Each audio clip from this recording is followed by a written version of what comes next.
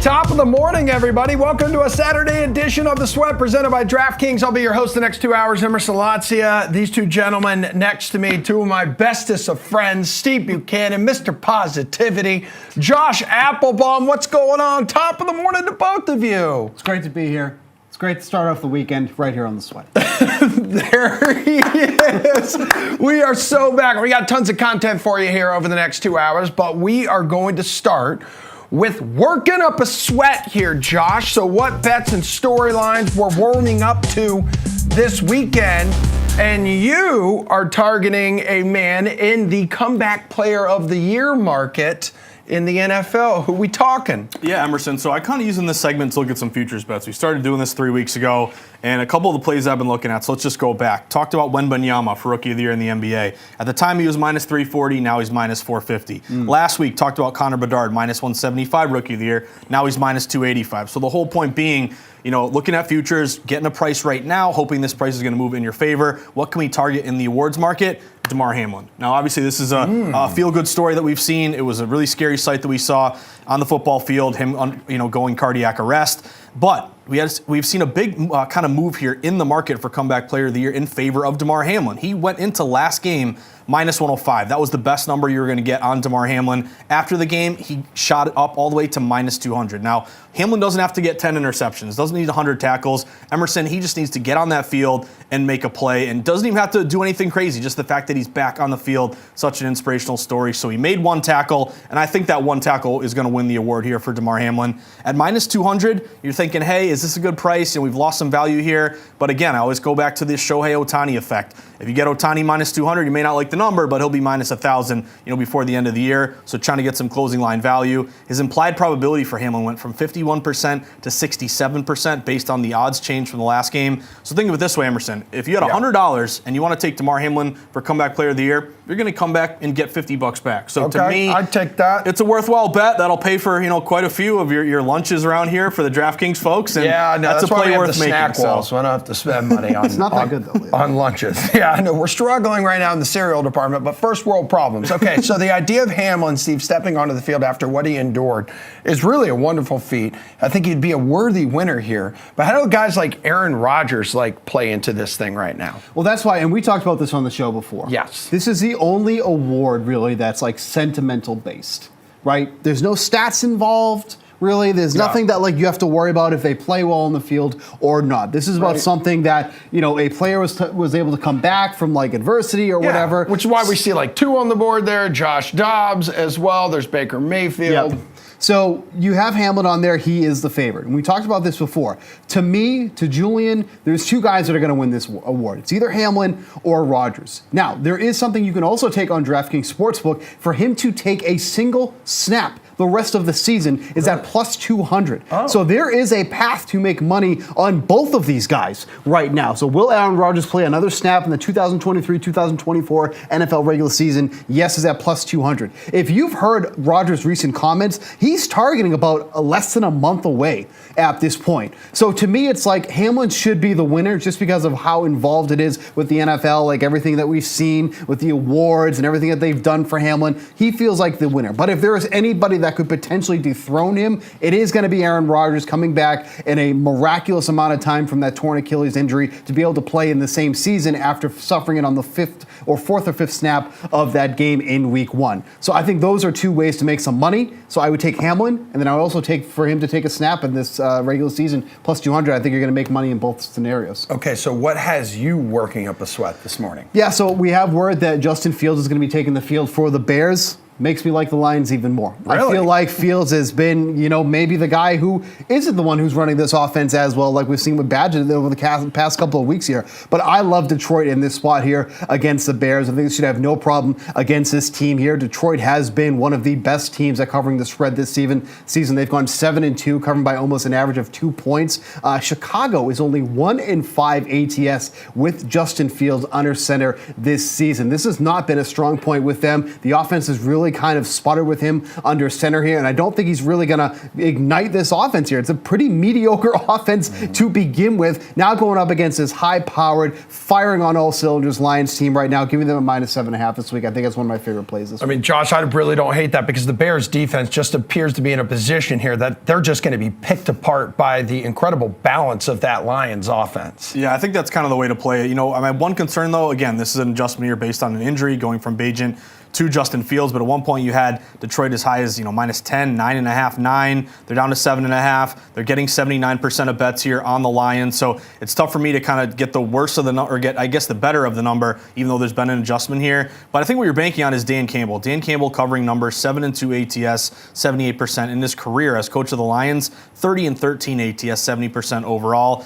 To me, the safer bet, again, if you want, you're going to have to find a dance partner here, but taking Detroit down in a teaser play, 7.5 down to 1.5, I think it's definitely a doable number, and we'll get to it later, Emerson, but I think you can target going up against the pass defense of Chicago. It's one of the worst in the NFL. I think Amon St. Brown could be a big play here this weekend. Yeah, did you mention they have an NFL best ATS record too, Yep. like Lions? And Yeah, just 7-2 this season, yep. unbelievable, man. So, like, in terms of, I know when we look at the AFC playoff picture here, like a lot of people could be working up a sweat because right now it's wide open. Like when you compare the two conferences here, you can make an argument that basically every team not named the Patriots, Steve, Correct. has at least an outside shot of playing their way into the postseason.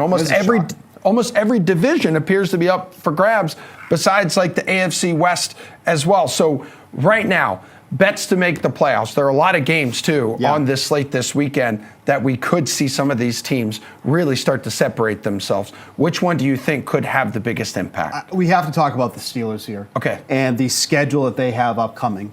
If you look at their schedule for the remaining games this season, they have 5 games, potentially 6, where they are going to be playing a backup quarterback for the rest of the year. Unbelievable. It's going to start this week when they face Dorian Thompson-Robinson, who's going to be taking the spot of Deshaun Watson.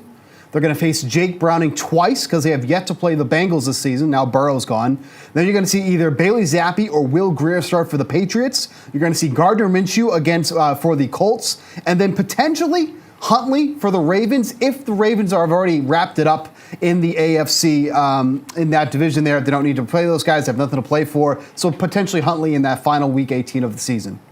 The path for the Steelers to get to the playoffs, for as mediocre as this team has been, Kenny Pickett has not been what we've expected. No. We thought he was really going to take a step forward this year. I specifically thought he was going to take a step forward this year. He is not. That offense has been extremely lackluster. The pass rush is really what's been keeping these guys afloat, it feels like. But now, with that in mind, how good that pass rush has been, against all of the average to below average quarterbacks this team is going to face for the remainder of the year, the Steelers' path to the playoffs all of a sudden feels wide open and for the taking. They're not going to win the division. I don't think they're going to overtake the Ravens. But boy, when you take the Bengals out of the mix, who are really making a push here, feels like there's a pretty easy path for the Steelers to make it, especially with the lack of competition they're going to face the rest of the year. Yeah, Josh, Steelers have found their clear new identity with Mike Tomlin, and it's like totally old school here. Like you run the hell out of the football with multiple backs, you play good defense, and then, yeah, there's Kenny Pickett, so you just try to get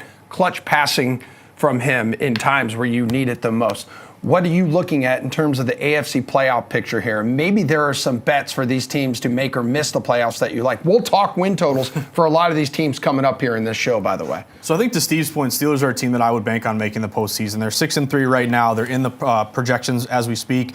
But yes, no, there are odds here on DraftKings.com where you can bet yes or no to make the postseason. Right now, Steelers are -210 yes. So that's a hefty chalk price you got to lay. That tells me the odds makers are expecting them to make the postseason. I'll go to another team. I know, Steve, you were out ahead of this. Give you a lot of credit on it. But the Buffalo Bills, they're 5-5. Yeah, to miss the playoffs, no is now -215. You could have gotten a better number, obviously, if you bet this thing a little bit earlier. But that's notable to me. I mean, their adjusted win total, and you mentioned Emerson. We'll talk win totals for a lot of teams later in the show. But 8.5 over -140. You know, they're projecting maybe a 9-8 season. Will 9-8 get you into the postseason, Emerson, as a wild card? I'm not sure that it will. So at -215, I know it's kind of a big number to lay. They are a 7-point favorite against the Jets. But even if you win that game against the Jets, you go to 6-5. Emerson, look at the schedule after that. They're going to have to go at the Eagles, at the Chiefs, at home against the Cowboys. I mean, that could be a legit 3 straight losses or 1-2. You got to play at the Chargers, play the Patriots. They're going to win that There's a game. win. And then at the Dolphins, that's a tough one. It's going to be hot weather the 7th of January here. So to me, the play here, again, is you would have loved to have targeted Buffalo to miss the playoffs earlier. This is crazy. Who would have thought they would miss the playoffs, Emerson? We thought this was going to be one of the best teams. You did. But before the season, Yeah. did you think they would miss the No. postseason? See, that's the surprise here. And again, firing your offensive coordinator, that's not enough to me. No. Sean McDermott, you need an offensive guy to pair with Josh Allen. I think if you have a defensive guy, he's done a good job bringing Buffalo from kind of a nothing team to a competitive team. But to get over that next leap and fix Josh Allen, I think you need to bring an offensive guy and get rid of McDermott. Like, I don't know if Dorsey was ever really the problem No, there. Like, it like wasn't. Josh Allen, and you look at the end of last season, and his mental mistakes and these interceptions, especially like in the red zone, have just carried over. The guy's a turnover machine. I've said it before in the show. He is a modern day Brett Favre, absolute cannon for an arm, and can throw you in and out of a football game at a moment's notice. And that's the thing, too. It's like, so you take out Dorsey. What do you got to change in the offense now? You going to run the ball more? Yeah. No, you're not. Like, there was nothing to change. Like, things were working well, except Josh Allen wasn't hitting anybody. Josh Allen was constantly turning the ball over. That's been the problem. It's been the Josh Allen problem, not necessarily the offensive coordinator here. So that he was just a scapegoat. They needed to do something to act like that they were still in this year, but no, Bills are missing. All right, gentlemen, we got to take a break here. Julian Edlow's going to join us next. Let's rip through some of his best bets on today's college football slate. What is this music?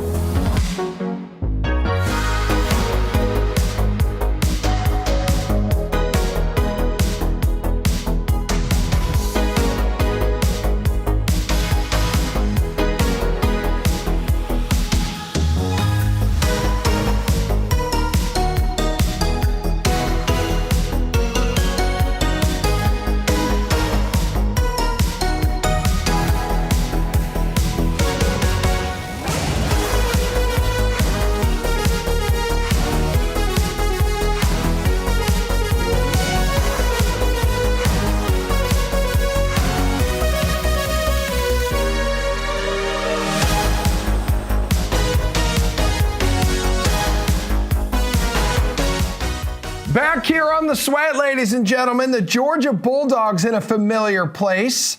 On top of the college football world, taking over the top spot in the college football playoff rankings, unseating Ohio State. Michigan, the Buckeyes' bestie, sitting 3. They will clash next week with FSU still kicking it at 4, and Julian Enlow kicking it with me, right meow, in studio. It is lovely to have you here. Let's dive into some of your top college football bets on this slate. So the Bulldogs, really the only top 4 teams set for a toughish test this coming weekend as they visit Tennessee. So what are you looking at in this one? Yeah, obviously, Georgia's got to survive here, and I think they do, but it was clearly a look-ahead spot last week if you look to Tennessee, and I played Missouri there on the money line at home. They destroyed Tennessee, Absolutely. who just could not get it going. Georgia looks really good in covering and winning big against Ole Miss. This is the tough road test of the year for Georgia. I do lean to the points here with Tennessee, and I think they keep it close, even though they're no longer playing for the outright win and playing for the division. But this spot does scream Tennessee. I think they should keep it close, but ultimately I'm going to pass on the game because the big SEC game I'm looking forward to, that would be the championship game, Alabama-Georgia. Yeah, that's right. And really, no matter what goes down in Tennessee this weekend, which, by the way, the Vols haven't lost at home all season, we know for the second time in 3 years, Jules, it's going to be the Bulldogs and Bama in the SEC title game here. It's just a stage that the Crimson Tide are 3-0 against Georgia on. So what looks tasty to you here on the DK Sportsbook as we look ahead a few weeks? Yeah, that got locked up on Saturday with those Georgia and Alabama wins, and we put the number out on DK Sportsbook. We actually put it out at 5, and it got bet down to 4 relatively quickly. Alabama being an underdog in that game, that is. So anything north of a field goal, and some other books out there opened it a field goal. I think 4 is a very fair number, and I'm looking at the Alabama side, and I'm looking at it pretty early, to be honest. We don't know how this Tennessee game could go. If Georgia doesn't look good, that could start coming down to a field goal. Whereas Alabama, plays Chattanooga, they're going to look just fine. I love the way Alabama's playing. I love the way Milroe is playing. I think Georgia's going to have trouble defending a mobile quarterback like that. So I'm looking at getting ahead of this and getting Alabama, whereas I think this could close around a field goal. So I'll put out a look-ahead line and say, give me Alabama +4 in this conference championship game. And if they can win it outright, they might be headed to the college football playoff with Georgia sitting at home. I mean, for sure. I mean, it's a good point because history shows winning the SEC championship game is pretty important. Since the 2014 season, every winner of this game has advanced to the college football playoff semifinal. And normally, assuming Georgia does beat Tennessee and they're 12-0 going into that game, and Alabama were to win the SEC and they'd both be 12-1, normally both of them would get in. But it's just not that kind of year. We have the Pac-12, which we're going to talk about, dominating. We have a Texas team that has one loss. I mean, is this a similar situation, too, with like Ohio State, Michigan? They're going to be playing each other next week. Michigan and Ohio State next week is a college football playoff game for all intensive purposes. Because whoever wins that game is going to play Iowa, who can't score, I would presume, in the Big Ten championship game. So there's only so many spots, and it's great that we're expanding the college football playoff next year. This would be the perfect year for it. But yeah, there very well could be a 12-1 SEC team that is not playing for the college football playoff. Well, through this point in the season, no team ranked lower than 9 has ever made the 4-team college football playoff field. However, one-loss Louisville at number 10 might be viable should it get a chance to take down FSU in the ACC championship game. Now, the Cardinals get there to that championship game by knocking off Miami this weekend. How does this game play out? Yeah, first of all, just on the ACC, I don't see any scenario that Louisville gets in, even as a one-loss team that beats FSU in the ACC championship. Okay. I think that just takes 2 12-1 ACC teams and bumps them out and gives us more room for these Georgias, Michigans, Ohio States, Alabamas, Washingtons, Oregons. Like, those are all teams that I think are better that would get in over them. But Louisville still, it looks like they're going to be in the ACC championship game. It's still not, set in stone. They're still playing for something, and they still want to play to have that one-loss record on the season. So, obviously, a fishy line here. Maybe that tells you to take Miami at home, but Miami just went all out for that FSU game. They only lost by a touchdown. That's a big in-state rivalry game that they really wanted to get. Now you got to play a Louisville team here that I think is just going to be more prepared and overall is better. They're better on both sides of the ball. They're better coached. So short number, just give me Louisville money line here. I think they keep it going down against Miami. Yeah, Miami's been really difficult to bet on this season, right? The Hurricanes, I think 3-1 ATS as an underdog and just 3-3 as the favorite. Yeah, it's been a weird season for them. I didn't take them seriously as an ACC contender, but if you can beat a team like Louisville, that means you're a pretty good team. And this being priced in the pick'em range, tells you that odds makers have respect for the Hurricanes, but I will go against that respect on Saturday afternoon. Yes, you will. As for the Pac-12, UCLA, USC will square off against each other on Saturday afternoon for city bragging rights, baby. Which side you back in here? Yeah, it's the night game in the Pac-12 that really has me going, but I think this one is worth touching on just because of the contrast in styles. USC is 9-2 to the over this season. UCLA is 2-8 to the over this season. So what type of game are we going to see here? I think that UCLA is going to try to slow this game down, and they might have a decent shot of it. So I haven't bet any USC unders this season. If you did against Oregon last week and you were brave, you cashed it, I would consider looking under in this game. And I also think, I just don't think that UCLA can score much, even against a terrible USC. So many letters here. I'm going to start mixing them up. There are a lot of letters. But I do think that USC ultimately beats UCLA in this spot. So I'm not going to lay the points, but if you're making a two-leg money line parlay or something, I do think UCLA is see, I did it. I do think USC is probably safe in this spot. All right, it's safe to say Caleb Williams is out of the Heisman race, right? Oh, he's no chance. No chance. I mean, because right now I want to bring it home with Washington and Oregon State. Like the undefeated Huskies, first team currently out of the playoff as of right now. So will Michael Penix Jr. Take another step towards the Heisman Trophy, or will the Beavers here be the ultimate spoilers in the final season of the Pac-12 as we know it? All right, so let's start Heisman real quick. Let's go. Talk to me. Essentially, unless, and even if Washington loses this game on the road, that's not the end of the world. Unless Bo Nix or Michael Penix just has an awful game somewhere along the way, most likely whoever wins the Pac-12 championship game between Oregon and Washington is going to have the Heisman Trophy winner. So if you see discrepancies in the market of that potential Pac-12 game or the odds to win the Pac-12 and Bo Nix versus Michael Penix at Heisman, I would take advantage of that. Now, Marvin Harrison is in the mix. You got other names up there. Jaden Daniels, if he didn't have all the losses, would be in the mix, but he does. So I think, but hasn't there's been some recent Heisman winners too that have been on these 2 or 3 loss teams at the same time. So Caleb Williams lost 2 and got it. But was that because I think Lamar had 3 losses when he won his? That's true. So You don't make too many good points. Congratulations on making a point. Yeah, baby, let's go. I would need to fact check that. I don't know that for sure. But so Daniels is in the conversation with Penix and Nix when it comes to the stats, but I think there wasn't necessarily that guy that ran away with all those wins last year, so you can afford to give it to a team with 2 wins. This year, sure, Daniels is putting up huge numbers on a 3-loss team, but if you have that 1-loss Pac-12 team, it's going to be really tough to go against that. All right, so in terms of a game bet here, though, what catches your eye for this one? I've had this spot circled for weeks. Third-ranked opponent in a row for Washington, and really, when you look at the numbers here, Jules, the Beavers might be the toughest test on the road for them. Spot circled for weeks. This is the spot where Washington slips up. I was hoping to get the Beavers as dogs. They were dogs on the look-ahead line, and the market certainly agrees with me here as Oregon State has gotten pounded to a favorite, a relatively sizable favorite for considering they're going up against an undefeated opponent. This is the spot. Washington is a really good team. They've been getting by. They've gotten fortunate a couple times, which is fine. You don't get to 10-0 without being both good and lucky.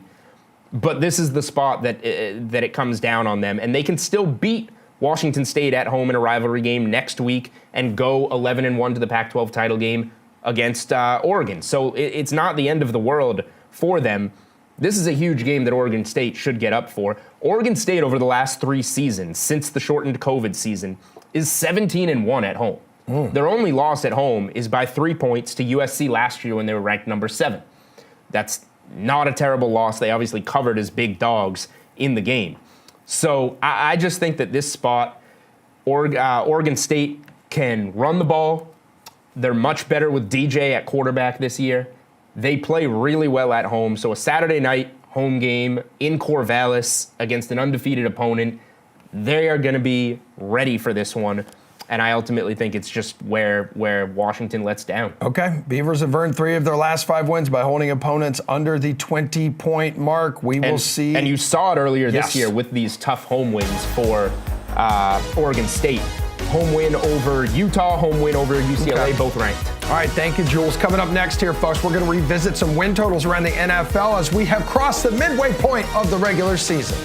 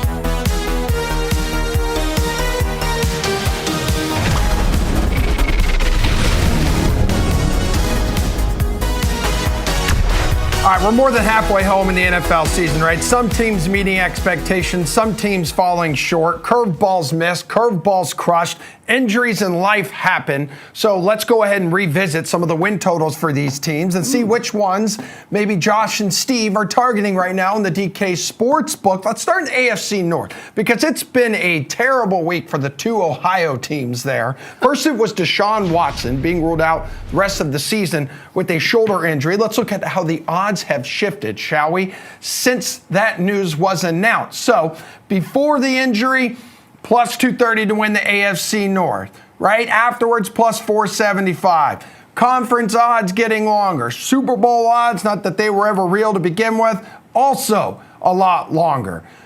Then there's the unfortunate situation with Joe Burrow, everybody. He's done for the year with a torn ligament in his wrist. That means the two highest paid quarterbacks in terms of guaranteed money in their current contracts are both out for the year with injuries. AFC North odds, really long, plus 7,500, plus 12,000 now for the Super Bowl. Take my word for it, don't do it. Guys, win totals right now in the AFC North. Which team would you target? Now, Steve, you mentioned earlier how easy the road ahead is for the Steelers. Right. Would you want to go in that direction right now? Yeah, I mean, I think that is a direction that you want to go at this point here because, like I mentioned at the top of the show here, I mean, this team is going to be facing so many backup quarterbacks the rest of the year. I mean, 5 games, potentially 6, they're going to be facing backup quarterbacks. They're facing DTR this week. They got Browning twice. They got Zappy or Will Grier, the Patriots, whatever the hell that is. Minshew, and then maybe Huntley in that final week of the season if the Ravens have this wrapped up here. But, you know, this is a team that preseason, 9.5, I like the over on that one there. And for as bad as they've been on the field, it's up to 10.5 now. But there's just so many winnable games for the Steelers here, especially when you consider they're facing these two teams 3 more times before the season is over here. So, you know, do I like 10.5? I mean, it's there. I mean, I do think that it's plausible. I mean, it's hard when you watch this team on the field and say this is a 11-win team, but they've been getting it done. And that pass rush has been so good, and I think that's what's been keeping them in these games a lot. They're just running the ball a ton. There's a very easy path here for this team. 10.5 feels a little bit gross, but I mean, man, are these teams going to be beating him here? I don't think so. I mean, Josh, Bengals now 5-5 after the Burrow news, so their win total drops to, 8.5. I mean, may want to go under on that thing. I'm with you, Emerson. And again, life comes at you fast. We had the Bengals who started off not very good, then they got hot, and it's like, okay, I've seen this movie before. Is this another year where Burrow takes this team to the Super Bowl? However, obviously, football is a violent sport. Terrible injury here to his wrist. He's out for the year. So we've seen massive movement within the futures market. And I'm with you, Emerson. You know, going into the year,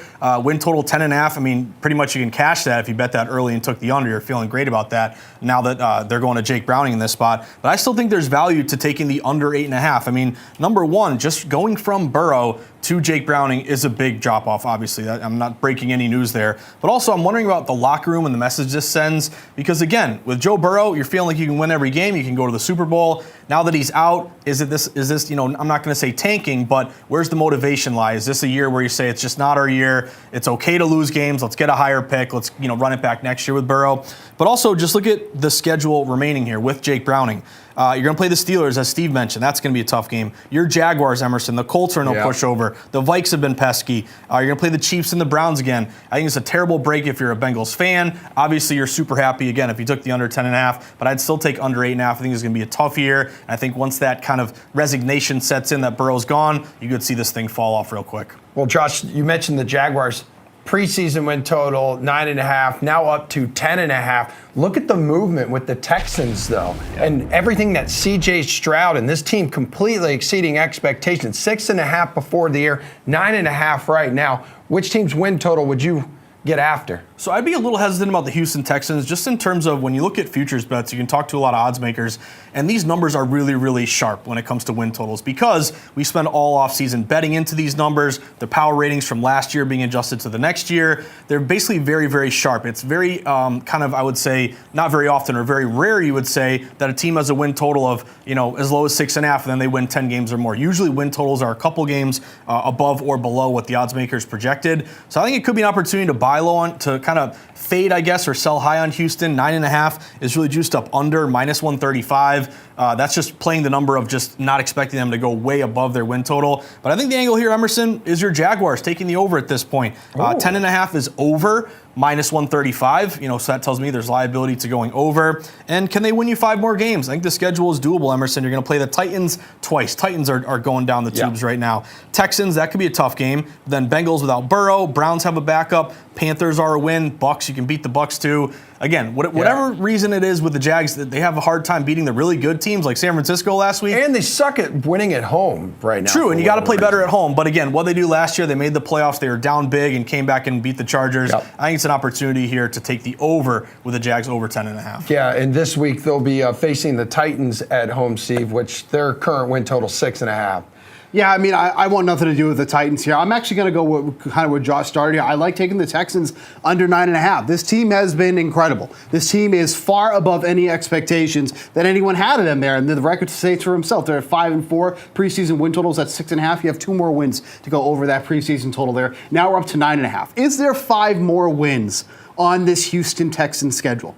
There can be when you look at it here, but they're going to be playing some teams that play defense really well, and that's what really kind of gives me some pause here. Denver, say whatever you want about that team. Defensively, they're there. Other than that game against Miami, they've been there all season long. They're looking better there with Russ Wilson, a surprise win there last week. That's going to be a tougher game than I think people give it credit for. The Jets, say whatever you want about the Jets. What does that team look like in a couple of weeks when they play them there? Is it going to be with Zach Wilson? Is it going to be with Aaron Rodgers?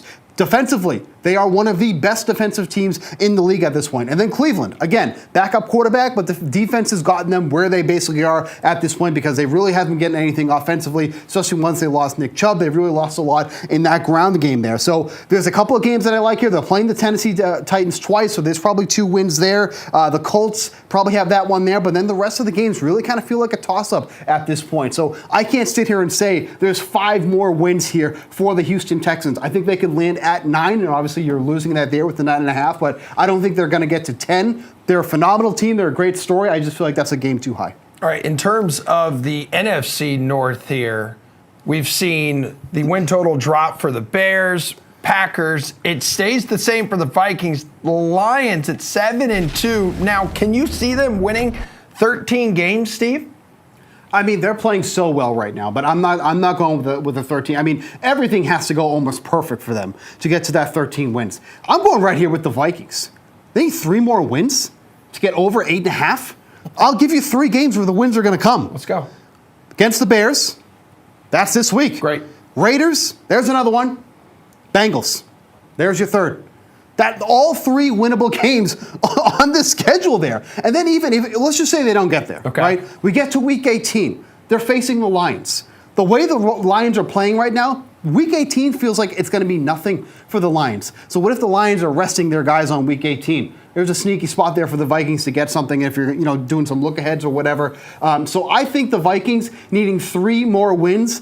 The way that Josh Dobbs is playing right now, like I know he's the hot story. Everybody wants to ride that there and go with the Vikings. But to say that the Vikings can't get 3 more wins when I just literally gave you 3, potentially 4 winnable games right there, what are we doing? Just take this down. There's nothing to be worried about. You can get the Lions plus 550 just to end the regular season with the most wins on the DK Sportsbook. The Chiefs plus 275 do the same thing. I believe their current win total here as we go to the AFC West, Josh, is also at 12.5. What would you do in this just one-dimensional division here? It's the Chiefs and everybody else. It really is. And I think there's a couple ways to play this, Emerson. One, I'd look toward going the under with the Raiders, under 7.5. That's you had an opening number of 6.5. You're now getting a little value to take an inflated number under 7.5. But again, I lean a lot on juice. The juice tells you a lot. It's not just the tax or the commission. The VIG, you have to pay the books. It lets you know which direction's taking the liability, where the wind is blowing. So Raiders under 7.5, minus 135. That's doable. I mean, Chargers are 8.5, under minus 115, but it's tough because their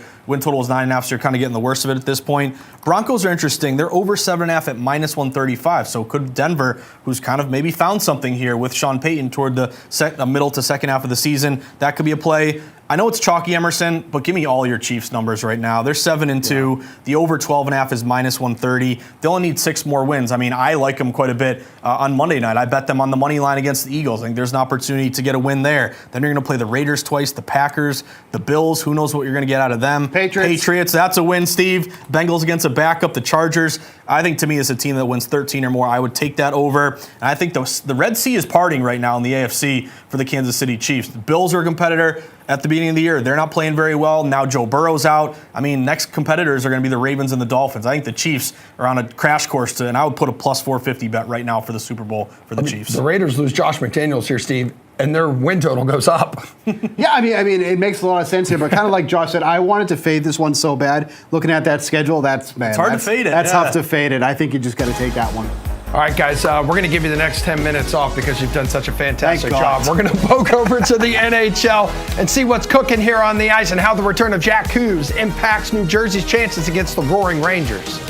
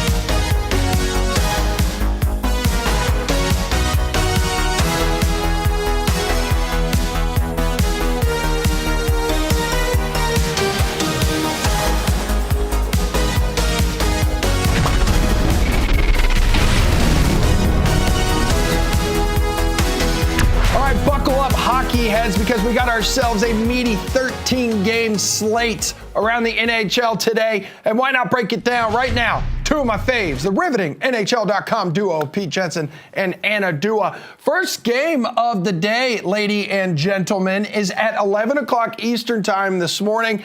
Part of the Global Series in Stockholm this week. A ton of Swedish players, yes, getting the chance to play at home.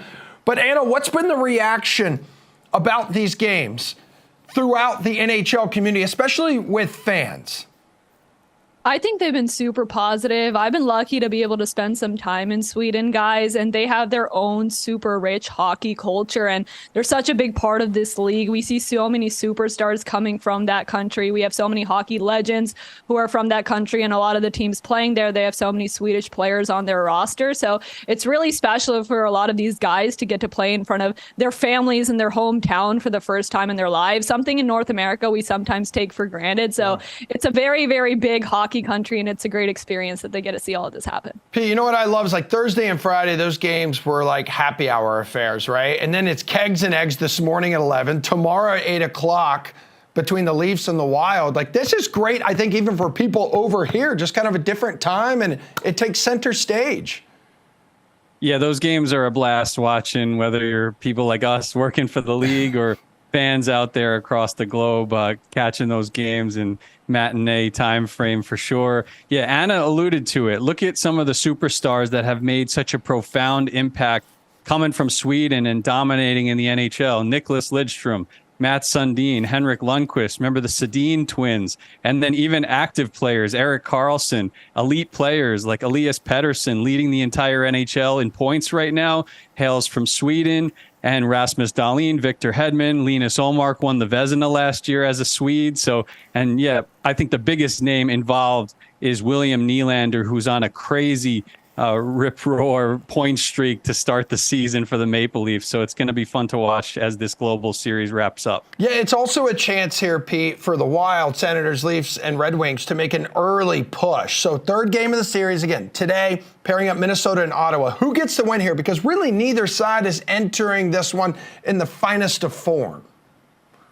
Well, I mentioned it on the NHL Fantasy on Ice podcast. This is a massive week for the Ottawa Senators. They've been dealing with a lot of turmoil, injury to Thomas Chabot, 41-game suspension for Shane Pinto, one of their best young players. They fired the GM, right? Like, things have been all over the place. But this team does have a dynamic offense, the second most goals per game in the NHL behind only the Vancouver Canucks. They won a topsy-turvy game against the Red Wings in the Global Series opener. I would expect that type of nature of the game. The Minnesota Wild are desperate for a win and a successful road trip as well with the turbulence they've had. But I would lean with Ottawa. I like the goaltending more as well than Minnesota, who has the worst team save percentage in the NHL this season. Yeah, I was going to say, Anna, like, their goaltending has not been great for Minnesota, and they really haven't had much offensive support either, no matter like who's been in the crease. Very true, but you know what? It's the holiday season. I'm feeling optimistic. So I'm gonna give the Minnesota Wild some credit here, mostly because of their big three, guys. They have such a high individual upside, all three of those players. Matt Zuccarello, 7 points in his last 6 games. Kirill Kaprizov has 6 points in his past 6, and we haven't even seen the best of him yet. Any game now, he could just turn it around. Why not do it while he's overseas? And Matt Boldy, 8 points in his past 8, one of the most exciting young players in the NHL. It just takes one game for this momentum shift to happen. Maybe it's this one. Okay, well, closer to home back here in the States, Anna, Jack Hughes could return versus New York tonight. I know he's fighting too. He's a competitive son of a gun. Good win for New Jersey against Pittsburgh on Thursday, but really the team, I think, has struggled without him for the most part. How bad do they need him in order to hang with the Rangers? I mean, we saw how bad they were struggling without him. That was a huge confidence win for the Devils against the Penguins team that was doing pretty well right now. That earned the New Jersey a little bit of confidence that they needed. And getting Jack Hughes back would make all the difference. But two guys outside of Hughes that I'm looking at in this matchup, Jesper Bratt is leading the charge for the Devils in the absence of Jack Hughes. He has 4 points in his past 4 games, 10 shots on goal in 4 games against the Rangers last season. And Dougie Hamilton, guys, it seems like it's all Hughes everywhere in New Jersey, but we can't forget about Dougie Hamilton Hamilton. He has 5 points in his past 5 games and had 13 shots on goal in 4 games against the Rangers last season. So they have some pieces outside of Jack that can do some damage, but getting him back, that's definitely going to be the key factor in this one. And Pete, maybe New Jersey catches the Rangers here being a little rusty. They haven't played since like an overtime win, I believe, last Sunday. That's kind of wild. Like 5 days off here? Right. Maybe they'll be well rested, though. I've been really impressed by the Rangers this season, even with the injury to Adam Fox, 4-1, dating back to the game when he left the game with an injury. He's, of course, on long-term IR. They haven't missed a beat at all, even without Shesterkin. Jonathan Quick has been crazy good, career renaissance. New Jersey, right down in the depths of the save percentage team chart, near the Wild, 3rd worst team save percentage. And keep an eye on for DFS, that Rangers first line, 1B, whatever you want to call it, with Panarin, who's on another crazy point streak, just like Nylander that I referenced earlier, with Vincent Trocheck and Alexis Lafreniere. 7 goals in 14 games, 11 points for Lafreniere. You're finally seeing the breakout for the number 1 pick in the 2020 NHL draft. So I'll lean with the Rangers there. Yeah, so the Rangers having a slight edge. By the way, they haven't suffered a regulation loss in like a month. It's been insane, this hot streak they're on. I see them at the top of like most people's power rankings around the NHL guys. And speaking of having an edge, so we dove into the NHL edge stats last week a little bit. They helped Anna give us a nice little Carolina victory over Tampa. What's an NHL edge featured that can help us with today's slate, Anna? Well, I'm looking at an original 6 matchup for today's slate, the Montreal Canadiens and the Boston Bruins, and 2 sneaky players that a lot of folks are overlooking that edge helps me highlight. Sean Monahan for the Montreal Canadiens currently ranks 4th in the NHL in high danger shots on goal with 26 this season. And James Van Riemsdyk for the Bruins is right behind him, tied for 5th in that category with 25. Pete, help us get an edge with NHL edge, dude. I like the Oilers coaching change. I like how they've responded since Chris Knobloch took over for Jay Woodcroft. And I like the high floor for Evan Bouchard. 15 points in 15 games this season with everything that's gone wrong in Edmonton. And a lot could go right after a coaching change. We've seen it so many times with different guys, Craig Berube, Daryl Sutter back many moons ago with the Kings. And edge stats-wise, Evan Bouchard, their power play 1 quarterback, as McDavid gets hot, he's going to see a ripple effect, but also offensive zone time percentage. They're top 5 in the NHL. And in terms of long-range shots on goal, he's tied for the NHL lead with Shea Theodore. You see Shea Theodore putting up big multi-point games left and right. I think that's about to happen here for Evan Bouchard. Wouldn't be surprised to see like a 3 or 4 point game from him in the very near future. All right, favorite DFS forward on this Saturday slate, Pete. Who sits atop your rankings? Whichever one fits your price point from the Dallas Stars. They got 2 secondary forwards that are red hot. Matt Duchene's facing his former team from a couple of teams ago, but always interesting when he faces off against the Colorado Avalanche that he played for a long time with. 4-game point streak with 8 points in the span for Matt Duchene. And then Wyatt Johnston. A lot of people forget that he was tied with Matty Beniers for the rookie lead in goals last year. He's kept it rolling. Beniers off to a slow start. Wyatt Johnston leads the Dallas Stars with 7 goals this season. And again, you love that in DFS when you're not connected and tied to line mates that could change at any given moment. Both of those guys have been standalone forces so far this season for the Stars. Yeah, and I'm looking at that Oilers Lightning matchup too. Some mad talent there. They got some good options. I feel like that's going to be a closer game, so I'm looking at a more lopsided one with the LA Kings playing the St. Louis Blues. And if you want production in your lineup, there's no better forward to add right now than Adrian Kempe. He has 13 points in his past 10 games, 6 goals in the span. That guy can do it all. One of the most underrated players in fantasy hockey, so he's my forward pick for this slate. All right, so take us home here, Anna, with your favorite defenseman on this Saturday slate. Who are you going to target? Guys, I'm all aboard the Vancouver Canucks wagon right now. I think this team is just tearing it up, and any piece of it in your fantasy lineup for DFS is going to be great. I'm looking particularly at Philip Hronek. He has 14 points in his past 12 games. He's a player that kind of gets swept a little bit underneath the rug with Quinn Hughes being on that team, so he's a great value add for how much he produces. I mean, anyone on that roster, guys, you got to have him. And Brock's got 12 goals already this season. I think during the NHL, only had 18 last year. So, Pete, bring us home here. I'm going to go with Zach Werenski for the Blue Jackets. You might say, well, the Blue Jackets are terrible this year, but you could always find sneaky value on a team like that, especially one like Columbus that can score. The only concern there is I know Patrick Laine and Johnny Gaudreau have been benched at one time or another this season, but you can always count on Werenski when he's healthy to have a heavy workload and play a strong two-way game. Somehow has no power play points this season. I expect that to change with him out there on the first unit. Still has 10 points, all at even strength in 15 games with a pretty nice shot volume there. And keep an eye on Washington's goaltender. Darcy Kemper was injured at practice. They've been riding the hot hand with Charlie Lindgren, but that's a relatively unproven player that could be vulnerable in any given matchup. All right, Pete, Anna, you guys are free to go enjoy your Thanksgiving because we need to help the good people watching this program right now cure their NFL hangover, especially Bengals fans.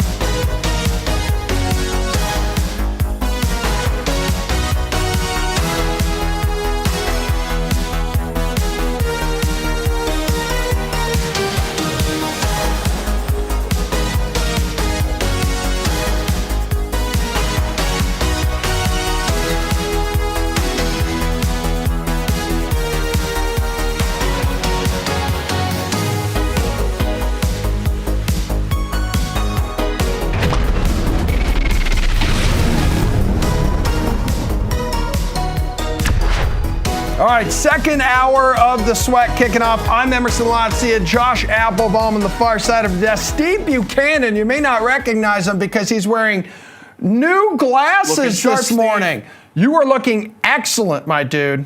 Thanks. Why? So you can more easily spot those windy unders. You know? Seriously, you A lot came in. easier. We didn't even recognize you. This is like the Clark Kent Superman thing, dude. Yeah, you should see what happens when I take them off. Okay, whew, super hot. So is the rest of this show, though. You'll put up your bukes. You're going to fight, Josh. Maybe you need to take your glasses off for that one. Looking forward to it. Yeah. Mike Pritchard's going to join the program. And Josh, you're going to dish out which games you like on today's college football slate. But first things first, NFL hangover. Everyone's a little banged up this morning. Everyone had a wild Friday night.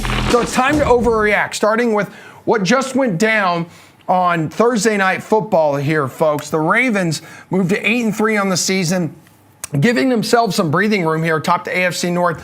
That 34-20 victory over the Bengals to open up Week 11. While there was plenty of hype rolling into this divisional matchup, as you know by now, a couple key injuries deflating the first half action here, and that includes Mark Andrews likely out for the rest of the season for the Bengals. Now, like when this injury went down, I think quarterback Lamar Jackson, like his reaction, slamming the helmet like onto the field, because he has said like multiple times, like, we are peanut butter and jelly. Like that's how much like they connect. So this is devastating to their Super Bowl hopes. Is that an overreaction, Steve? I would say that's an overreaction.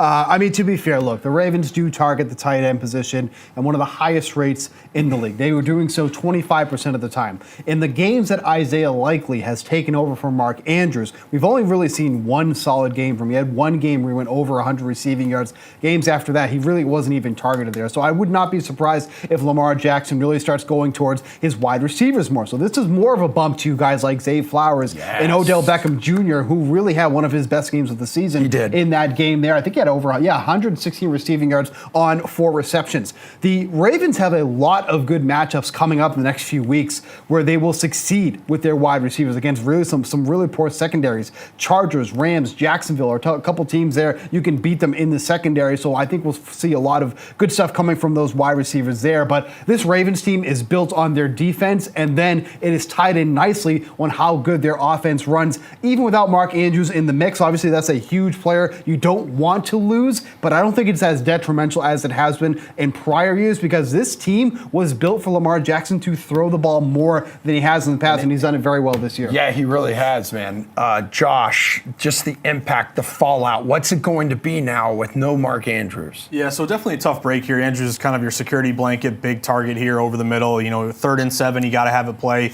So missing him is definitely going to hurt, but I'm kind of with Steve. I think it's going to be a detriment, but not a huge detriment. I don't think this makes or breaks their season. Obviously, they loaded up with Odell Beckham Jr. They draft Zay Flowers. They have Nelson Aguilar. There's some other guys to target here, but the kind of the style of the Ravens. When you think about the Ravens, it's the defense, it's the physicality, it's the running game, and good Gus coaching by Edwards, Harbaugh. for crying out loud, yeah, scoring left and right every week. He's been great too, so I don't think it's a huge detriment. You're looking at some of the odds though. Ravens have the second best odds in the AFC, plus 400, only trailing the Chiefs plus 185. Ravens are plus 900 for the Super Bowl, so they're kind of in that conversation. A couple takeaways though, Emerson, just from that primetime game. One would be a fade the trendy dog opportunity, because going into that game, you had the Bengals, looking good, Burrow getting points. I know Burrow was really good ATS getting points as a dog, but in that game, you saw the Ravens only getting like 35% of bets. Anytime you see a favorite getting less than 40% of bets, almost on principle, that's a fade the trendy dog, go against the public love for Burrow. And we did see that line move toward the Ravens at one point. Also, when Bengals were up 10-7, there was a live line opportunity. As soon as you see Burrow get hurt, boom, you load up there on the Ravens. And then lastly, Emerson, pour one out for those primetime unders. They're still great. They're 25-8. But they had won, I believe, 11 in a row. Finally, one flew over. All good things must come to an end. Yeah, certainly. Like Joe Burrow's season, he's out for the year. Can Cincinnati's season be saved, Steve? I mean, they're done. I mean, there's, let's be fair. Let's take And this back. team had a lot of issues before this injury too. Well, let's roll this back a little bit here, too. we don't know what we're going to get out of Jake Browning. Okay, so let's be fair there. When he did take over in that game there, he was 8 for 14 in his pass attempts for only 68 yards, 1 touchdown pass there, averaged about 5 yards per pass attempt. Obviously, wasn't ready to come into this game, going up against a very tough defense there. So, scenario, not the best to be coming in and taking over.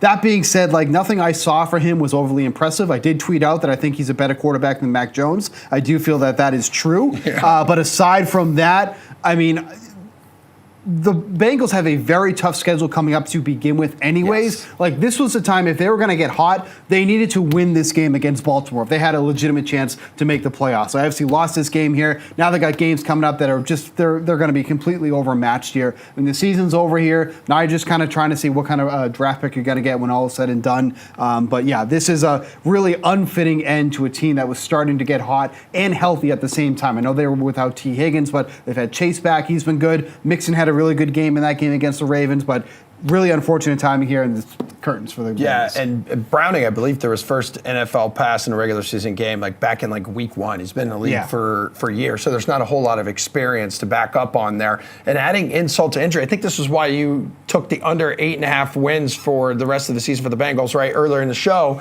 is the fact that the Bengals do have the NFL's toughest remaining schedule. So 6 of the Bengals' 7 remaining games are against teams with winning records. The Colts, their Week 14 opponent here, only team that does not currently have a winning record, Josh. Yeah, and Colts are no pushover either. That's a competitive team. Gardner Minshew can make mistakes. He can also put up points. Colts have a pretty good defense. So I know it's chalky. It seems obvious anytime when you're betting on sports and something seems too good to be true. Typically it is, but this might be an outlier here. I think you take the Bengals under. Again, they're 5-5. Under 8.5 is juiced up. So we have that indication from the odds makers juicing up the under, making you pay a higher price, letting you know that, hey, that's the side where they have some liability on. But again, just map it out. I think this is what you have to do if you're going to play these adjusted win totals.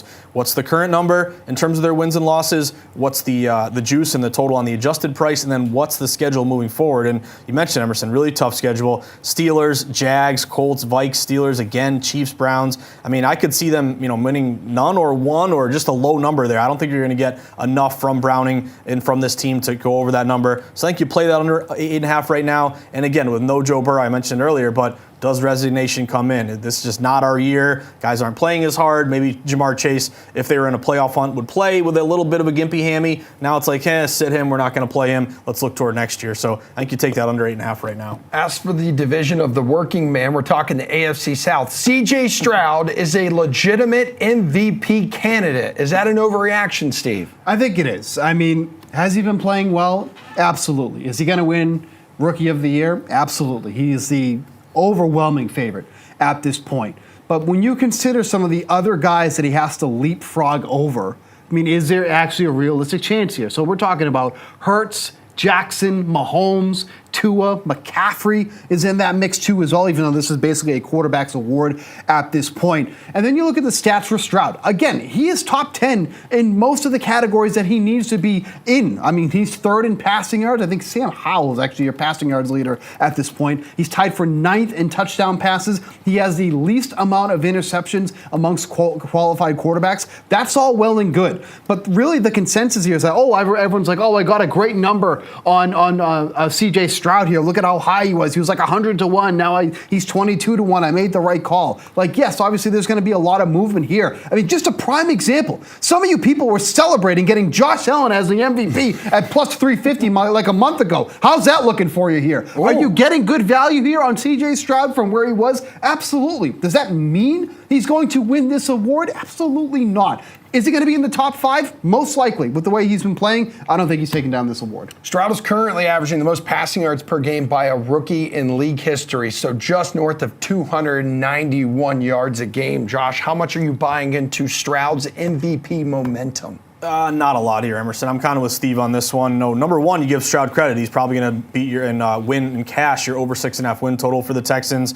I have a little trivia question for you guys. Do you know there was only, and I really prepared for the show today, Emerson, there's only been one player ever who, as a rookie, won the MVP. It happened, here's a hint, back in 1957. Oh. Can you tell me who it was? Buddy, I wasn't even alive.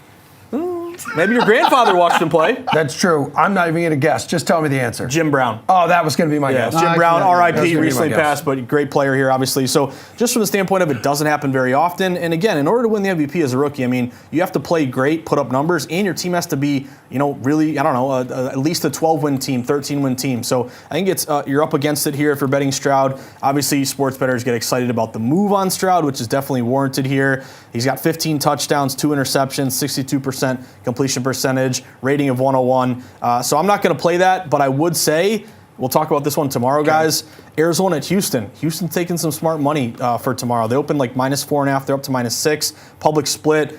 Arizona's off a win, yet this line keeps going to Houston. Maybe they take one step closer to cashing that over win total tomorrow. NFC West may be the best division battle to watch right now between the Seahawks and the 49ers. 49ers are back as a no-doubt pick to win this division, Steve. Is that an overreaction? No, I think they Okay. do basically have this wrapped up here. I mean, you clearly see when this team is healthy, they are a much different team. And they are the team to beat when they are healthy here. When they weren't, that was the time to jump on them there. If you felt like they were going to win the good division, call. you needed to get them when they were having those injuries with Debo Samuel, with Trenton Williams and all that. It's too late now. -500. If you want to lay that, be my guest. But I think they have this wrapped up at this point. I don't think the Seahawks are going to be able to do enough. Yeah, 49ers and Seahawks still face each other twice in the next few weeks. So given that neither team can really gain separation here, those two games will likely determine the division winner. The first meeting being Thanksgiving night, and also, everybody, some huge implications here in that divisional matchup on Thanksgiving night, because you could win $1 million with a Thanksgiving Day contest on Rainmakers. A new holiday set is available right now, so head over to the DraftKings Marketplace, collect a full lineup of holiday cards, and enter the biggest contest of the year on Rainmakers. Again, head to the DraftKings Marketplace, pick up a full holiday lineup, enter the $1 million contest. Packs and cards are available now. We'll be back next with our friend, former NFL wide receiver Mike Pritchard, to talk today's slate in college football.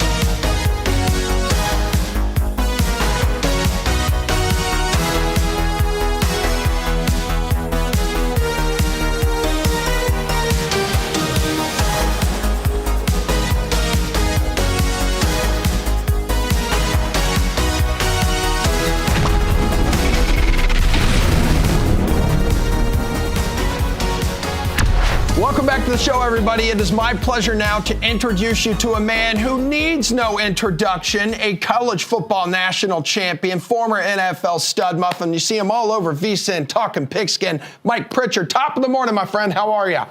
I am fantastic, Emerson. How are you today? I'm doing wonderful now that you are here. And like we did with Julian earlier in the show, I want to start with the latest college football rankings here. Georgia now claiming the top spot, Mike. What are the chances the Bulldogs are here to stay, or can anyone else wrestle number one away from them? Well, it's tough to three-peat. I think that's what Georgia's looking at, right? Back-to-back national championships. I played for 2 national championships back-to-back, only won 1. So it's a tough road, but I think Georgia has evolved offensively, really becoming prolific, throwing the football with Beck. They can run the football, we know that. They can out-physical people, we know that. And then Kirby Smart defensively, he will find a way to come up with a key blitz and a key moment of a game. I went wire to wire with Georgia a couple of years ago. I really loved the makeup of the team, the talent on the team, that defensive front that they had a couple of years ago when they won the first national championship, Emerson. So I'm reluctant to bet it now because of the price, but then also the competition. Look at the top 12. I mean, I cannot wait until 2024 when we have a 12-team playoff, because you can make a case for these top 12 teams, all of them being involved in the playoffs. So I love where college football is headed.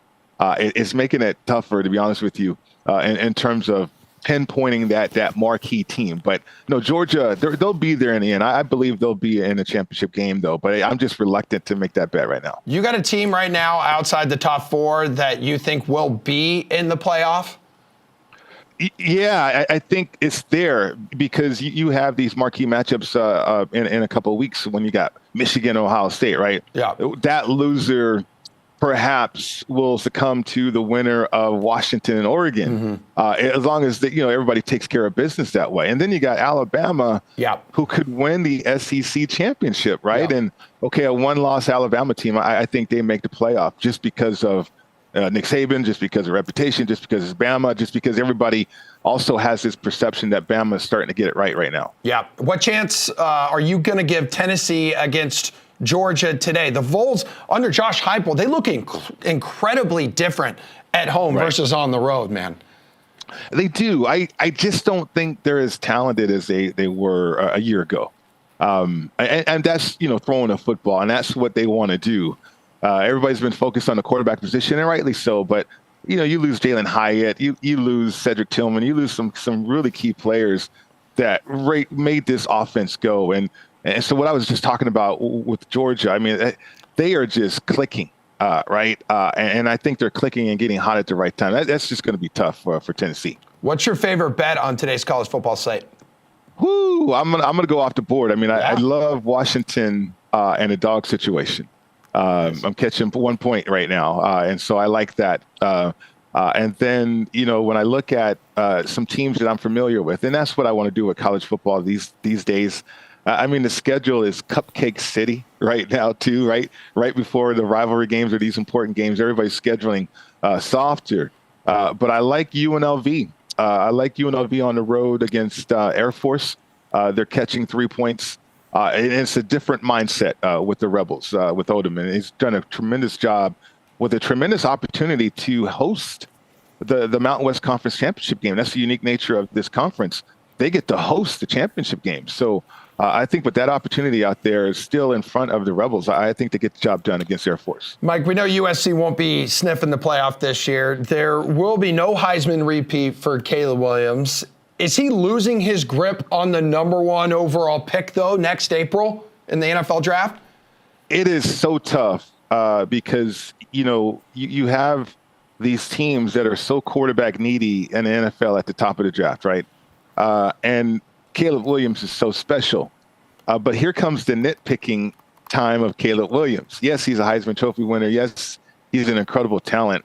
But now everybody's worried about his emotional being or his stability emotionally, right?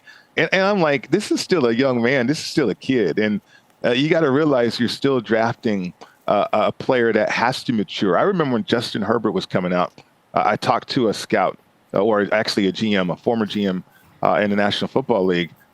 And they thought, and Justin Herbert thought that he needed one more year at Oregon just to mature. It wasn't that he couldn't play in the National Football League. He had the skill set. It's just like Caleb. But I wonder if somebody's going to get in his camp or somebody's already in his camp says, look, maybe he needs to mature a little bit more and go back to college. And so you just don't know what the situation is going to be and who's going to be at the top of the draft. But from a talent standpoint, he's hands down my number one pick. What about the outlook for the Ravens, likely without Mark Andrews the rest of this season? You know, I was impressed by them and what they were able to do. They have, 4 first-rounders at receiver, wide receiver position when you think of all the talent that they have. Andrews is going to be a big miss, though, and I hate those type of tackles. They need to get that out the game. It really stinks because as a player, as a ball carrier, you can't protect yourself. But Lamar Jackson, and what we saw with him again, is he's still dynamic with his legs. So I think they'll be okay offensively moving the ball. They can run the ball very, very well. They still have Lamar Jackson that option as well. Andrews is going to be a big miss, but it doesn't devastate this football team, and they get after you defensively too. So they're one of those complete teams in the National Football League right now. So then, Mike, for tomorrow's slate, what sits atop your NFL betting card right now? Ooh, I got a teaser. Let's go, baby. Let's go. I love the teasers. So I do 3-team teasers because you can get them priced right out here. So Pittsburgh is on that card. I got the Packers on that card. And then I have the Vikings. The Vikings on the road here against Denver, who played on Monday night, riding pretty high. I still see some flaws with the Broncos. And I know Dobbs has been this incredible story. But I think the story of the Vikings has been Kevin O'Connell, that head coach, adapting to whichever quarterback's on the field. I mean, they started this win streak with Kirk Cousins, and they've continued the win streak with Dobbs now. And so Flores on the defense side of the ball has done tremendous things too. So I really like those situations from a teaser standpoint with those 3 games. Yeah, you can't say enough about Josh Dobbs saving the Vikings season there. We got to wait until Monday night for the game of the week here, man. Super Bowl rematch between the Eagles and the Chiefs. Who do you have coming out on top, Mike? Wow, this is a tough one. Yeah. Because, Emerson, everybody's focused on the Chiefs and that offense, and rightly so. Without Tyreek Hill, they go on and win a Super Bowl. They matriculated the ball, right? They became more efficient offensively. But what I think people are missing on is that the Chiefs defensively have evolved. They've been great. Right. Go back to the Super Bowl when they were so young, and everybody was kind of worried about the youth on that football team. Okay, they won a championship. They made some plays, but of course they had Patrick Mahomes. But now you have a defense that's at the top of the league, right behind Baltimore in terms of points allowed this season. I think Spags, the defense coordinator, could be in line for a head coaching job too. So I think it's been a tremendous job on that side of the ball. So from a defensive standpoint, the 2.5 right around there, shop around a little bit. But I kind of like the Chiefs, even though the Eagles could be in the Super Bowl. I mean, this could be a precursor to what we see at the beginning of the year next year. Little rematch very quickly here, Mike. Just the winner of this game become your Super Bowl favorite. Right. Because, Emerson, you're looking at a home field advantage game too. Okay. Right. I think the Eagles would love to have home field advantage with their best record. And then certainly Kansas City jockeying for that position, like I talked about. They love to host that AFC Conference Championship game if they can. Thanks again for Mike Pritchard for joining us here on The Sweat. We're going to talk a little bit about how you can still get some plus money on teams like the Chiefs and the Eagles. Obviously, that pivotal matchup coming up here for each of those teams there in their respective conferences. You can still get the Chiefs at plus 185 to win the conference here. We talked about this earlier on the show. Just the path to the playoffs for the Chiefs at this point. There really is only one game that you worry about them winning moving forward here, and that's that game against the Eagles. We talked about it earlier on the show. The schedule after that for the Chiefs: Vegas, Green Bay, Buffalo, New England, that's an obvious win. The Raiders again, Bengals, and Chargers coming up here. What do we have here for the Eagles? They are tied for the best odds to win the NFC conference here. This is going to be a more pivotal game, it feels like, for the Eagles than it is for the Chiefs, at least when it comes to the conference odds here. The Eagles have a pretty tough schedule moving forward here, too. After the Chiefs there, they are going to play teams like the 49ers there, so we could see some jockeying position there. They got the Cowboys still coming up. Then there's some really easy games against the Giants and Cardinals to end the year as well. But just a lot of opportunities that you can tackle on here too as well. Another scenario that you can take too that I think is interesting, you can get the Eagles to be the number 1 seed in the NFC. That's at minus 110 right now for the Eagles. Like I did mention, there are some tough games coming up, but the end of the year is where they can really seal that up there. Seattle, Giants, Cardinals, and Giants all in the last month of the season. So if you like the Eagles to potentially have a nice little burst there at the end of the year, you can still get them at the number 1 seed, minus 110 for the Eagles for the upcoming season here as well. But again, always be checking on DraftKings Sportsbook. These odds are going to be changing all throughout the month here as well. We're going to take a quick break. Josh is going to join the show. A lot of college football coming up. We're going to get into some of his best bets when we return here on The Sweat.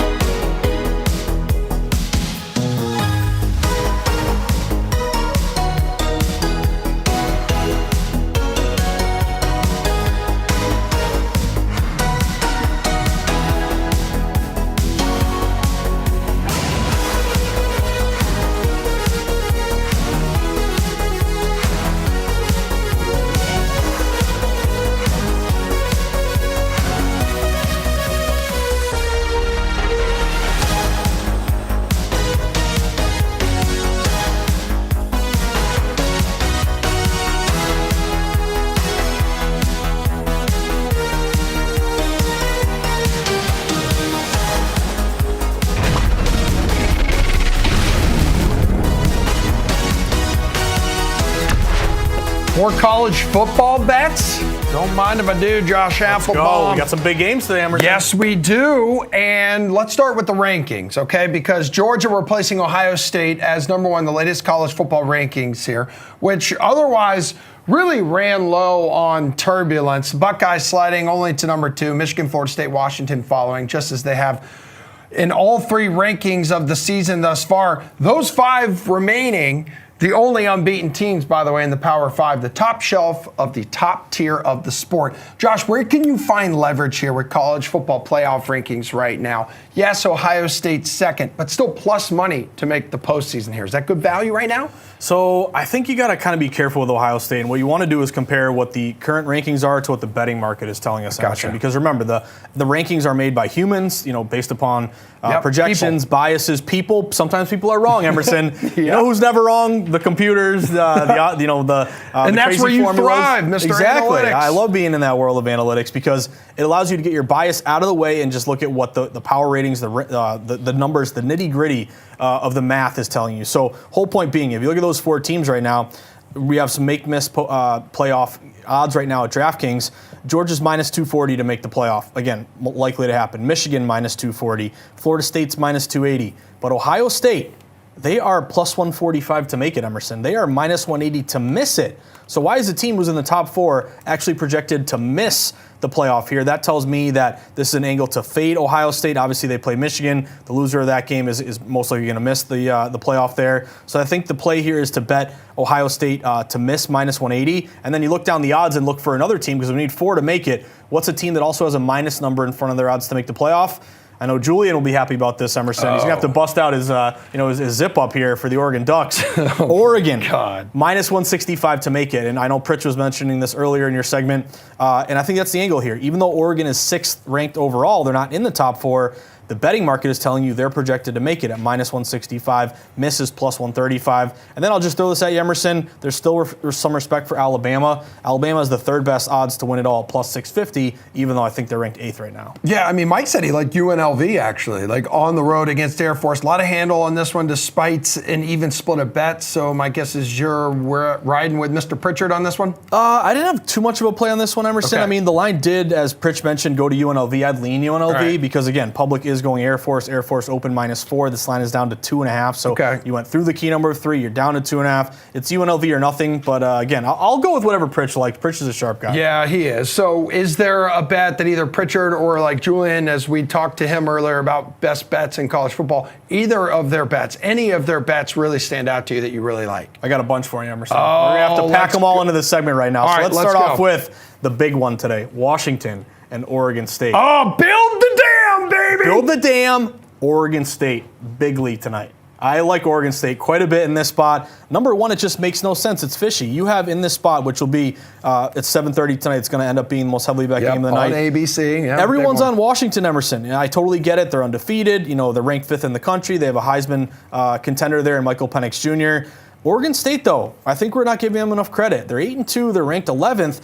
But what is the betting market doing? The public is saying this is the easiest play you're ever going to make, Emerson. Just take Washington. You're getting, a 1.5 here taking Washington. Better team, better one-loss record, better ranking, Heisman favorite. Yet, if it looks too good to be true, typically it is. The betting market has moved and flipped dog to favorite in favor of Oregon State. Oregon State actually opened as a short dog in this one. We had an opener of Washington -2 around there, short number. It's now flipped to Oregon State -1. And again, late movement is meaningful to me. It's even going to 1.5 at some shops. What's so important, Emerson, is that Oregon State is super contrarian, yet the line's going in their favor. Oregon State's only getting 25% of bets, but 50% of the money. I love that bet split. That's telling me only a quarter of bet split half the money. The bigger wagers are in their favor. At Corvallis, you look at the Beavers. They're 17-1 at home the last 3 seasons, and I got a good betting system here. Okay. When 2 ranked teams face off, take the home favorite straight up. They're 20-2 this year, straight up 91%. Since 2016, they're 151-33, 82%. And Emerson, you know what the weather's going to be like tonight? When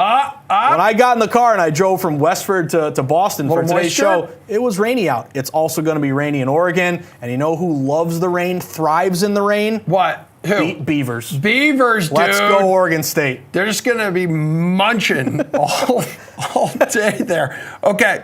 So, yeah, that's I got more maybe for the you. perfect Yeah. season. Maybe the perfect season ends for the Huskies, and obviously the line leads you to believe that way. So let's go Louisville, Miami here. Miami is obviously talented, but how much gas do the Hurricanes have left in their tank after last week's heartbreaker at FSU? Hopefully enough to get home. You don't want to get stranded on the road when you got no gas, Emerson. That's never a good look that's here. true, man. But I like Miami quite a bit here. This just makes no sense. This is a fishy play to me. It reminds me a little bit of Boston College and Pitt earlier this week, where BC had the better record, Pitt had a losing record, yet Pitt had the favorite in the sharp line move.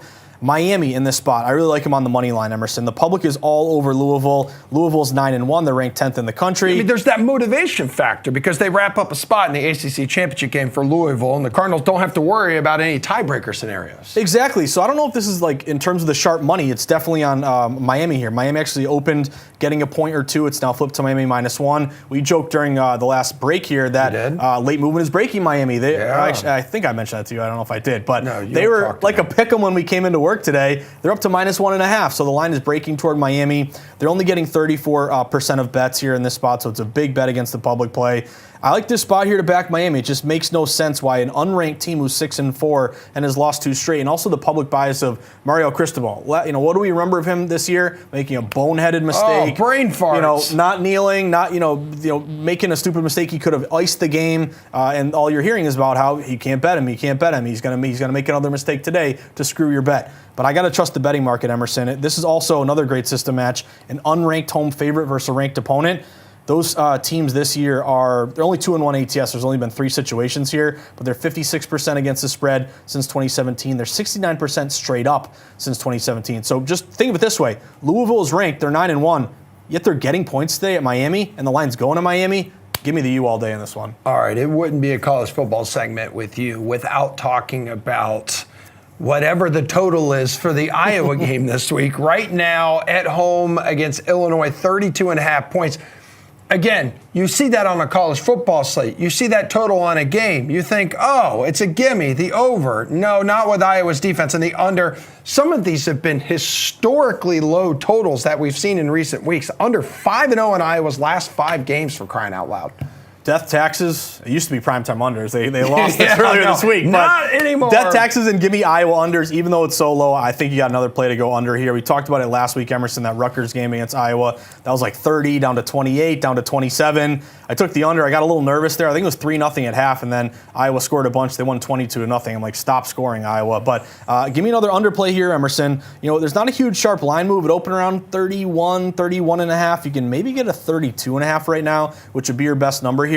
But it's the style of play with Iowa. They play great defense. They don't score very often hell out here. of the football, which they run keeps the ball clock exactly, rolling. chew the clock. And you mentioned it here. Iowa's 8-2 to the under on the year. And also, it's very rare you get these super low totals. But when the total is less than 35 in college football this year, 90% of these games have involved Iowa. But the under 6-0. So I think the public just gets into this trap, this mindset of it's so low, it's got to go over. But I think you want to flip it the other way and say it's so low for a reason. Give me the under in this one, Emerson. 2 of the slowest paced teams. Last year they played it was a 9-6 game. And I know Steve's looking to our left here, but we got a little wind in this one too. So let's take it. Let's go under, baby. Hey, Bukes. We miss you, buddy. All right, Arizona continues to roll. 4 straight victories here, but the line has dropped to like a pick'em against the Utes. And I know Utah, they may be the best 3-loss team in the country. You got to keep in mind, Josh, they respond with blowout victories. They have at least their last 2 losses against Cal and Arizona State. Yeah, I really like this spot here toward Arizona. And Arizona, I think you got to give Jed Fish a lot of credit here. This is a guy who was with the Patriots for a little bit, went down to Arizona. Arizona was really bad for quite a while, and they've really turned it around very, very quickly here. So give Fish a ton of credit. But I like this spot toward Arizona. A couple things going on right here, Emerson. One, 50-50 bet split. So as a contrarian like me, there's no like 20% to bet against the public, so it's not really a betting percentage play. But I think if you look really closely, there has been liability here on Arizona. Now, 50-50 bet splits, a line shouldn't move at all, theoretically. Bets are even. There's no reason to adjust the number. But you did have some books open at a pick'em in this game. Now Arizona's -1. So it's a very subtle move. It's a very quiet move. But that tells me just a little bit of liability here on Arizona. And Arizona in this spot, Emerson, they've been really good when they're playing good teams. They're 5-0 against the spread against ranked teams this year. They didn't cover versus Colorado last week, and you did have Utah cover against Washington. So it's kind of a give me the team who didn't cover versus the team that did. better offense, 31 points a game versus 25 points a game for Utah. I think Arizona gets another win here tonight. I moneylined Arizona. And again, this would be the 2 ranked teams take the home favorite. That would match on the Wildcats. Pretty much a cupcake week here quickly in the SEC, but Kentucky and South Carolina didn't get that invite. So what do you like in this game? I like South Carolina. My buddy Patrick Maher at VEASAN, Emerson, the most famous alum from South Carolina, but South Carolina went from a dog to fave line move +2 to -2. They're only getting 34% of bets. There's a lot of Gamecocks money coming in for this one, Emerson. Give me the money line. Motivation, too. They're 4-1 at home. They need to win their last 2 games, South Carolina, to be bowl eligible. You win this one, you win the next one, you're in. I think I'm going to be a big Spencer Rattler fan tonight. All right, windy unders, huh? Ooh, they're You coming ready in to hot. talk about it? We're going to wrap up the show with you and Bukes. Bukes is going to put up his Bukes, and your back is already against the ropes, kid. Against the wall. Woo.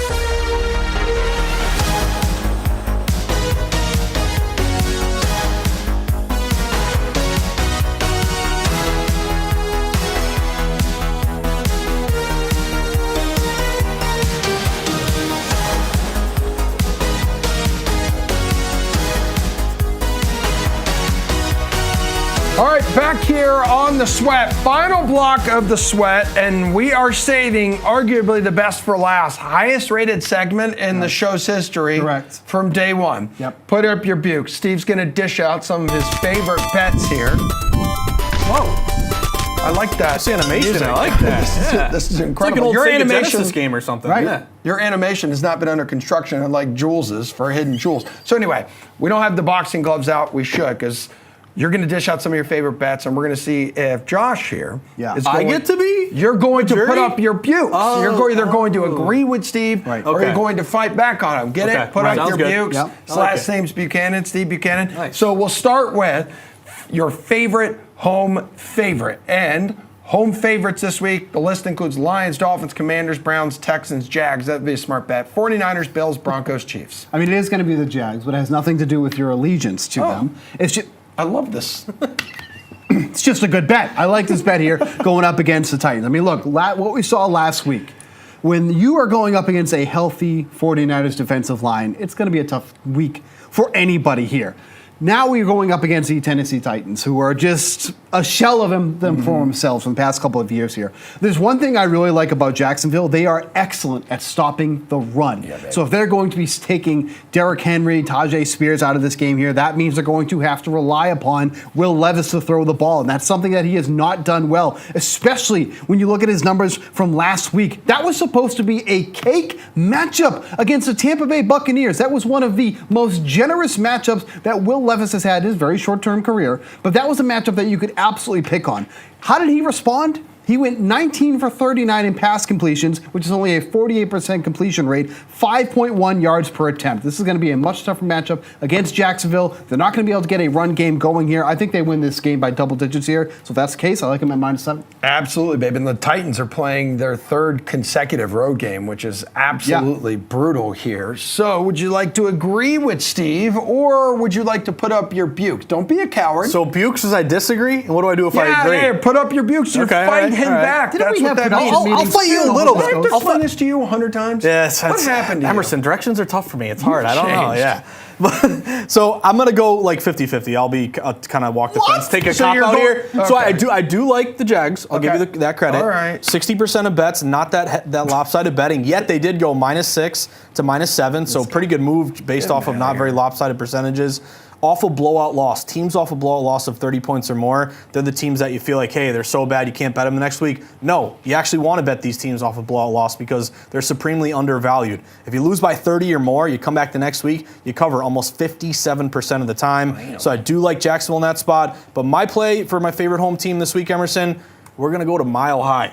You're going to want to watch out. It's a little tough to breathe out there, Emerson. Yeah, and it's we're going to true. go Broncos here. I like the Broncos in this spot as a fade the trendy dog play. Public is all over Josh Dobbs, the Pastronaut. Great story. I totally give him all the respect he deserves, but I think it's getting a little bit out of hand here. Public's all over the Vikings in this spot. They're getting upwards of 70% of bets, but what is the number doing? How's the market reacting? Even though it's a very popular bet toward the Vikings in this spot, it stayed pretty steady at Broncos -2.5. So it tells me even though the Broncos are in a contrarian play, the odds makers aren't too worried about these nonstop $5 average Joe bets on Vikings. They're more concerned, I would say, about not dropping the number to give out a better price for the Broncos.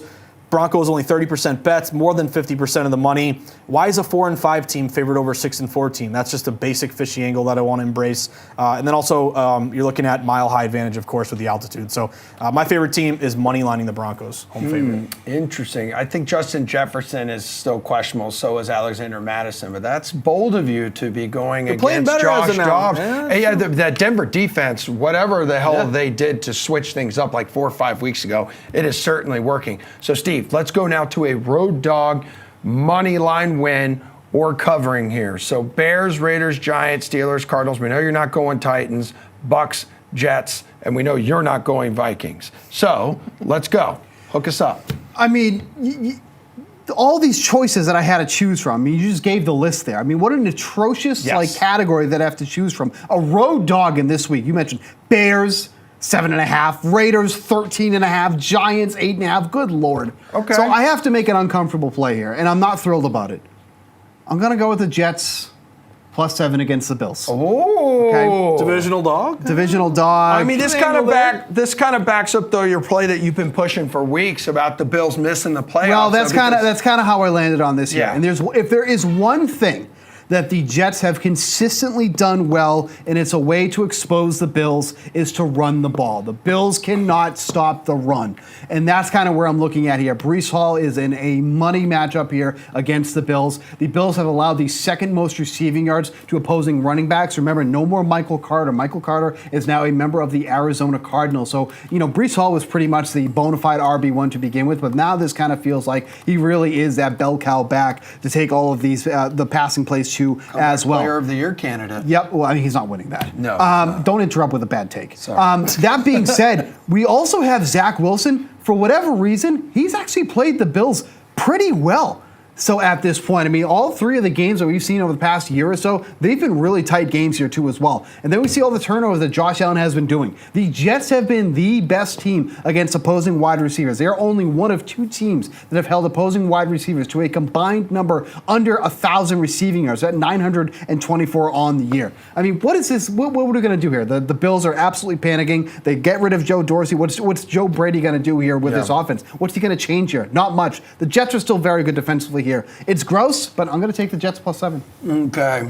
What would you like to do here? You just want to punch him with one hand, wear one glove? You want to go at him with both? And I'll really give put him up a your view? slight pat on the back. Slight pat on the back. Thanks. Divisional dog, low total game. You're on the key number of 7. Jets have played Bills tough, so I'm with Steve on that one. I'm going to go in a different direction, though. Okay. Give me the Pittsburgh Steelers. I kind of like the Steelers this week. That was Now, my second choice. You're not getting the best of the number anymore. It's moved so much, obviously, because you have the quarterback change here. But Steelers at one point were getting 4.5 points. The line's all the way down to 1. It's a 50-50 bet split here. So, again, the movement mostly triggered by the QB change.